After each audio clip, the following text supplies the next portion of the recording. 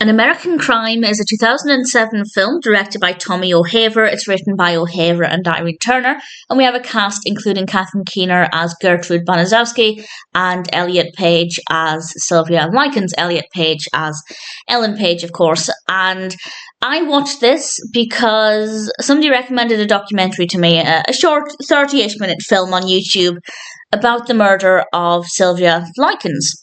And I watched it and was quite horrified by the brutality. I won't go into any detail in case you are not familiar with the case.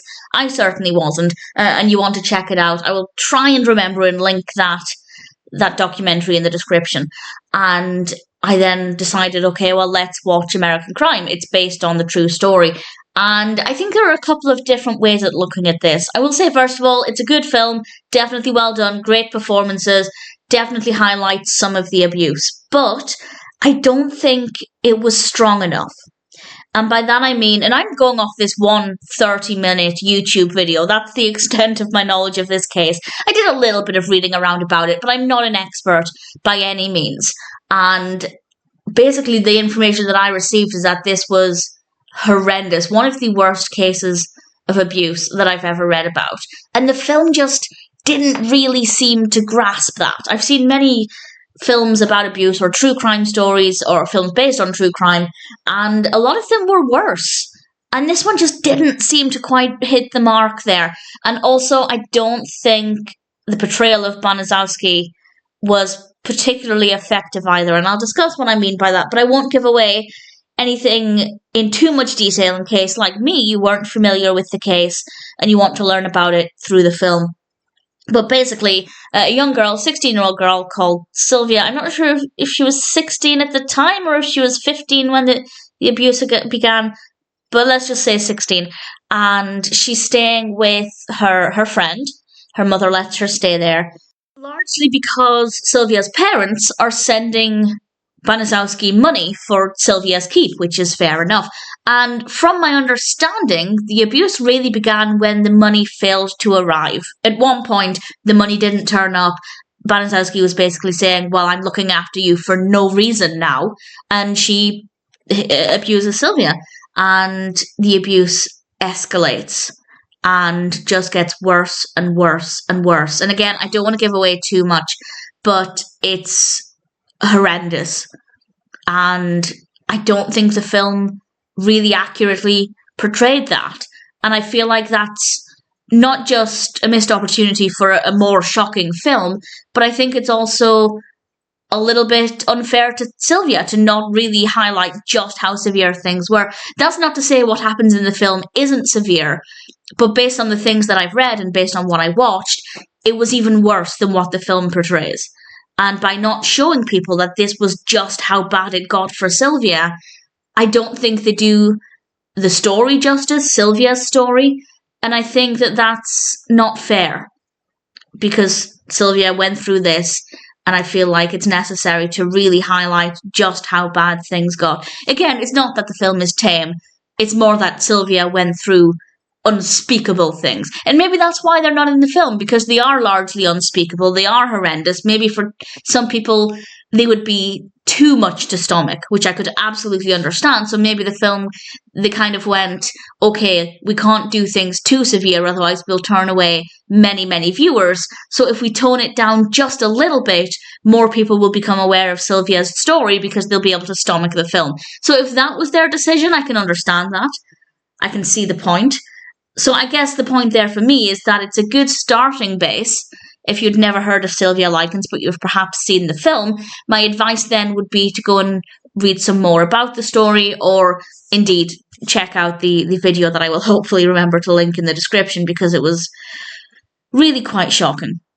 And I'll say no more than that about the specifics. I don't want to give anything else away. The other thing that I don't think worked as well in the film was the portrayal of Baniszewski.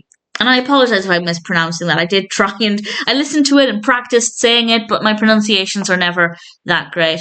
And I feel like based on the photographs we've seen of her, she's very hardened. She's very world-weary. She's honestly quite scary to look at. She has a very menacing expression. And as much as Catherine Keener did a great performance, I don't think she was scary enough. I didn't get the impression that she was definitely dragged down by life, and that's perhaps not to make an excuse, but certainly giving her a reason for why she is lashing out at Sylvia, because maybe the world has been unkind to her, so now she's been unkind to Sylvia, which is not acceptable. But I never got any of that from the character here. I just don't think, again, based on my limited experience with the story and with reading about Baniszewski, I don't think they did a good job with portraying that character. Quite frankly, she didn't seem evil enough. Her actions, yes, but it just didn't seem to match her behaviour, match her appearance. Not that somebody needs to look evil, but again, based on the photographs that I've seen of her, she looks like somebody you don't want to cross. And that's not coming across in this film. Maybe they were going with the whole somebody who doesn't look that evil can still do evil acts approach, but I don't think, again, based on my limited experience, I don't think that's accurate to the character. Had this been a work of fiction, that would have been an interesting angle to take. I think it's always quite fascinating when we have stories when somebody who just doesn't seem like the kind of person to commit horrendous acts goes on to do that. But Baniszewski just seemed like she'd been through a lot. She seemed like the world was against her. I feel like that's how she felt. And a picture tells 1,000 words, and I've seen pictures of her, and they do indeed tell 1,000 words, and I'm not getting any of that from the casting here, or from the way the character is portrayed. So yes, a good performance, and had I never heard of the story before, I obviously wouldn't think twice about it. But because I have, and I have a little bit of information, it just didn't seem right. So on the one hand, it is a solid film, but on the other, if you know even a little bit about the true story, it doesn't seem strong enough, it doesn't seem powerful enough. And I don't want to say that that's insulting to Sylvia Likens' memory, because, well, first of all, it's not my place to say that, but also it does highlight the story and makes awareness about the story, and I'm sure there are people who watch this film having never heard of it. That might have been the case for me at one point further down the line. But at the same time, I think by not showing just how horrendous things became, I think it's doing a bit of a disservice to Sylvia's name. So, on the one hand, it's a good film. On the other, I don't think it's good enough. Do I recommend it? Yes, I do. I definitely do. But I also recommend either before or after. I don't know.